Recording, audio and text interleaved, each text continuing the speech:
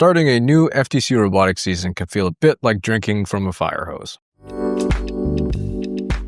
This video aims to give you the resources you need to cut through that noise and get a massive head start. There are lots of resources available for building robots, but locating them can be a bit of a nightmare. So I've done a lot of the heavy lifting for you. After watching this video, you'll have a curated list that will save your team hundreds of hours and point you towards building a more competitive robot this season. I'm Coach Pratt, and I've spent over a decade teaching robotics and design.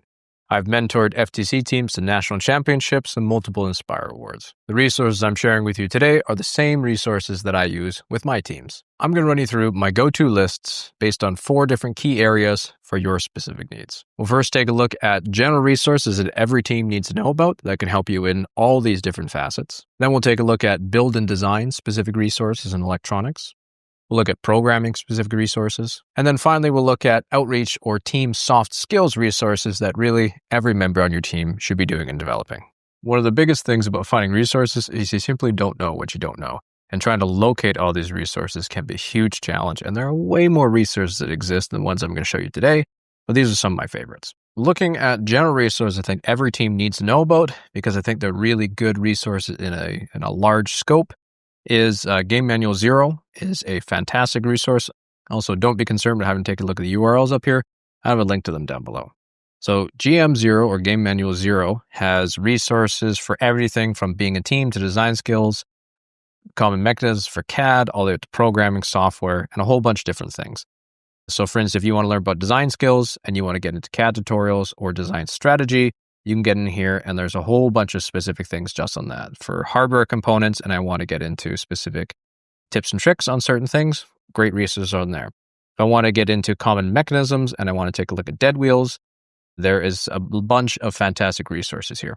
My one issue with Game Manual 0 is that some of the stuff is starting to get a bit out of date and it may not have the most up-to-date information with where things are at. On top of Game Manual 0, there's also the FTC subreddit. This is a fantastic place to be able to go out and ask questions. Lots of mentors tend to be a part of the FTC subreddit, and most people have tags and flares on top of their name. So there's a whole bunch of different resources that you can find about Q&As, different resources people post. I really enjoy the FTC subreddit for being able to find answers to specific questions. On a more student side focused, you can also do the FTC Discord. Though keep in mind, this is run and led by students, so your mileage may vary on this one depending on what it is that you're looking for. I personally tend to stick to the help channels themselves where you can post specific threads, but of course, your mileage may vary. It is an open public Discord. Another thing, of course, is some of the resources that I've made. I'm going to have a series this year on FTC Decode and all about what's happening there. I'm also starting in this Sunday, there will be a new video popping out every single week with a 12-week plan that you can follow along with me for how you should design your season out. So keep an eye out for that every Sunday. More general robotics resources is the FUN or First Updates Now Robotics Network. These guys are awesome. They have a huge backlog of robotics content for years and years and years and years. And there's a couple shows that I would say that you should definitely take a look at in the context of FTC. The first one that's coming up soon is the Robot in 30 Hours. They take 10 teams in and they just have a whole bunch of rapid prototyping and rapid quick builds for students just to get things up and running after 30 hours. It's live streamed all weekend after kickoff. I think it's a fantastic resource for new teams to get themselves up and prototyping. There's also a Behind the Bot series that they do, where they come in and they interview some of the most creative and unique mechanisms that they see all FTC season. I recognize that this is past seasons. However, there are literally hundreds of videos in here that you can take a look at all the way back, I think 5 or 6 years ago. They go back pretty far. And the nice thing about looking back to old robots that have solved challenges in creative, unique ways is it gives you more tools in your wheelhouse. So it might not necessarily be for this year's FTC challenge, but taking a look at robots in the past is a great way of developing your own skills. I also like Behind the Bot because it's got content from around the world. They go to Israeli competitions. They go to United States competitions. They have correspondents down in South America. They've got some up in Europe. I believe they're bringing some up in the Netherlands now. So it's a really nice wide breadth of the different FTC communities.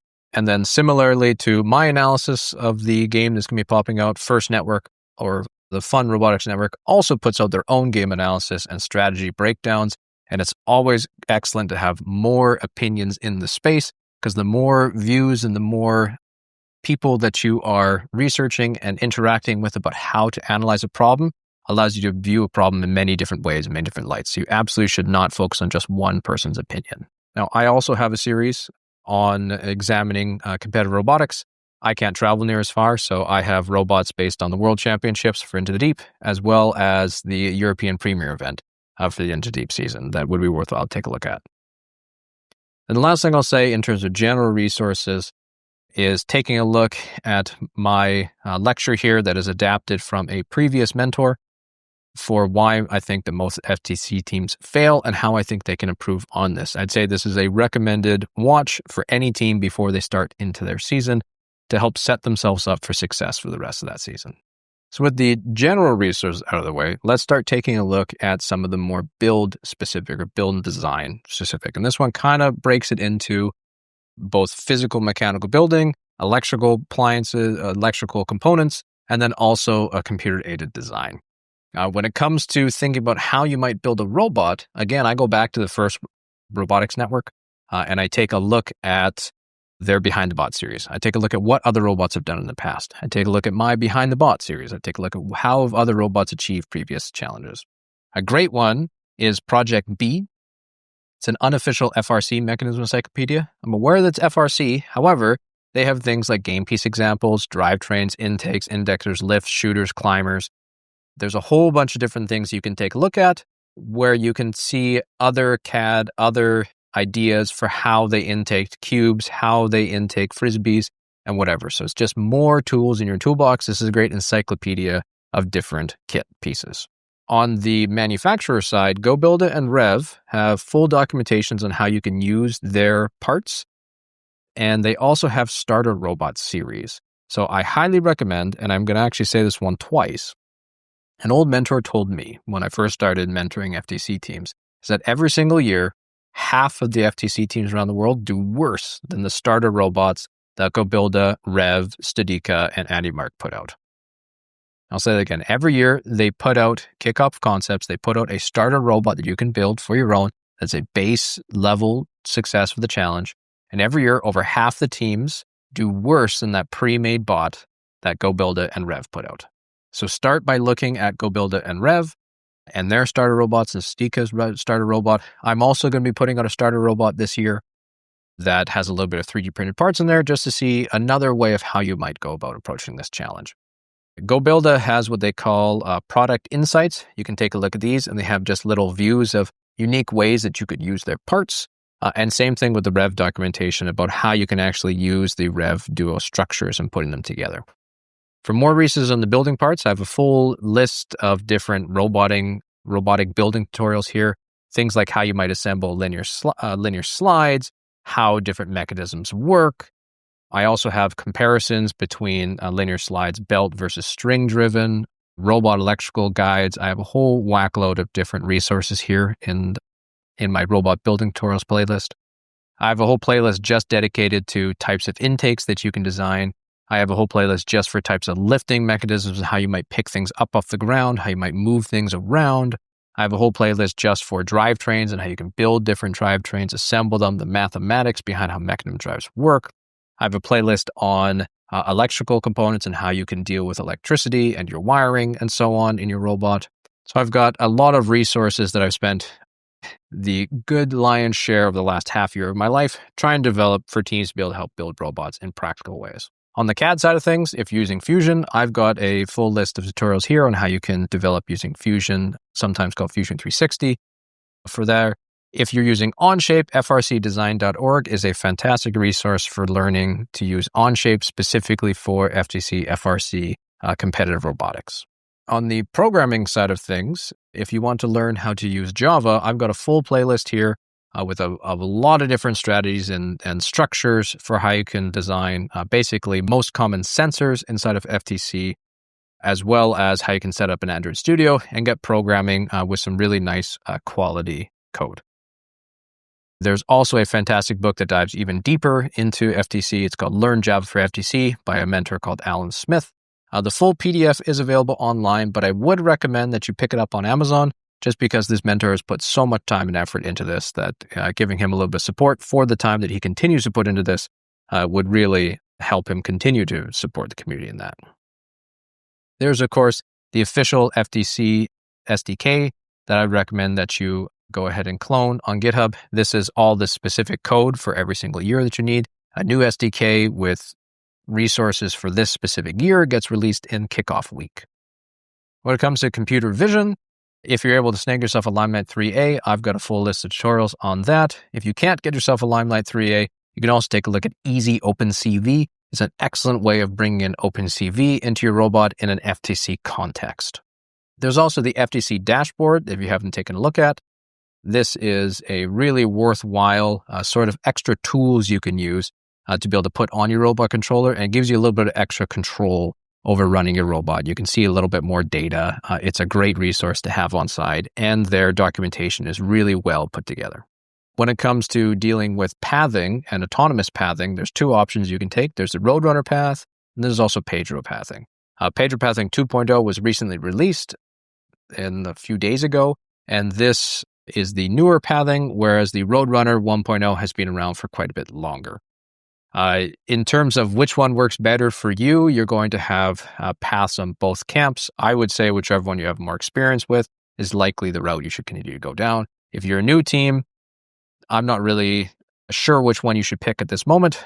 I couldn't give you much guidance because I haven't had a full chance to explore Pedro pathing yet in its newest iteration.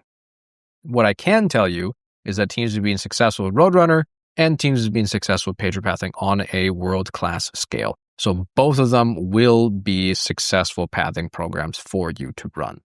And finally, when it comes to outreach and soft skills, one of the best advice I can give you on the outreach side of things is just to go out into your local community. Focus on developing younger students and building their interests into that. Reach out to engineering firms in your area. Reach out to parents who might have engineering mentors and persons, and try to learn from these people in the community. On the soft skills side of things, the best book that I have ever read about developing your soft skills, and your soft skills is effectively your ability to interact with other people, your ability to make friends, your ability to what first used to call gracious professionalism, and now they call it be nice. I've got my opinions on be nice as opposed to gracious professionalism.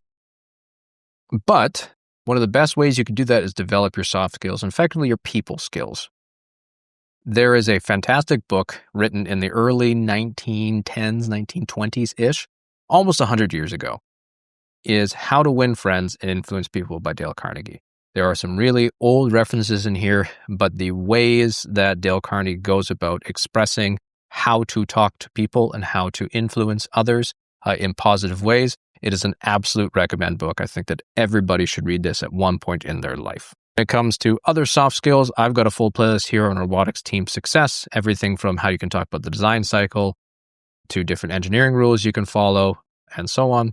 And there's also a great resource here from Kartik Kanagasabapathy. I'm going to butcher that last name and I apologize, but it's a fantastic point on how you can run a first team. This one is a bit more focused on FRC, but it can be well aligned into FTC specific points.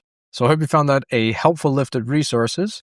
I probably missed some things. So if you have any ideas of resources that you have personally found really useful as a team, let us know in the comments down below. Keep in mind, every Sunday I'm going to be releasing a video on my 12-week plan for an FTC season, so you can follow along with me and my teams in how we would set up an ideal season, and you can see and hopefully keep yourself on track with where you can be going this season. I hope you found that helpful, and best of luck out there this FTC season.